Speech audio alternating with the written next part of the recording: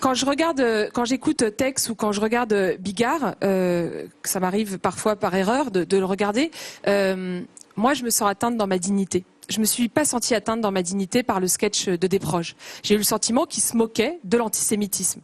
Là, quand je regarde ces sketchs-là, en fait, le message que ça m'envoie, ou quand Cyril Hanouna, par exemple, laisse Jean-Marie Bigard mimer un viol conjugal en rigolant, par un médecin, en rigolant sur son plateau, de fait, il peut se dire j'ai le droit de le faire, mais il peut pas ignorer, et Jean-Marie Bigard, Tex ou Cyril Hanouna ne peuvent pas ignorer que quand ils tiennent ce genre de propos, ils banalisent de fait les violences. Quand on dit qu'une fille de 13 ans violée par un réalisateur, en l'occurrence Polanski, c'était pas vraiment un viol. Non mais je suis désolée, c'est l'actualité, il faut être au contact avec l'actualité. Je veux dire, quand vous dites ça, Monsieur Finkielkraut, le message que vous envoyez à toutes les petites filles qui ont été violées dans ce pays, voilà, c'est le message que c'était pas grave. Violer les femmes, d'ailleurs je viole la même tous les soirs. Vous n'avez pas le droit de dire ça. Mais tous les soirs. Vous n'avez pas le droit de dire ça, Monsieur Finkielkraut. Mais c'est du second degré. Mais c'est pas du second degré, c'est pas drôle. Vous êtes absurde. Polanski a été rattrapé par cette affaire 30 ans après. Il a été, pendant un certain temps, incarcéré en Suisse. J'ai rappelé les faits.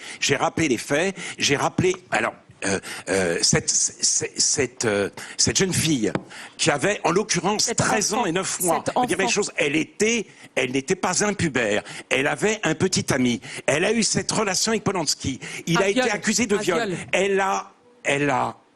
aujourd'hui, elle s'est réconciliée avec lui. Elle supplie Caroline de Haas d'arrêter de le harceler. Elle a félicité Polanski au moment où il a reçu le Lion d'argent à Venise. Et là, je rejoins Georges Kiechman. Cette attitude est intolérable parce qu'au nom de la lutte contre les viols, on veut en finir avec le tribunal judiciaire, parce que le tribunal judiciaire, c'est le contradictoire. Et là, il faut rappeler une seconde l'affaire dont on parle beaucoup, l'affaire Adèle Haenel. Elle est interviewée. Si, c'est très important. C'est Polanski. C'est pas notre sujet ce soir. 2 minutes. Une minute. Moi, je voudrais vous entendre sur ces sketchs. Mais ces sketchs. Est-ce que c'est dissible?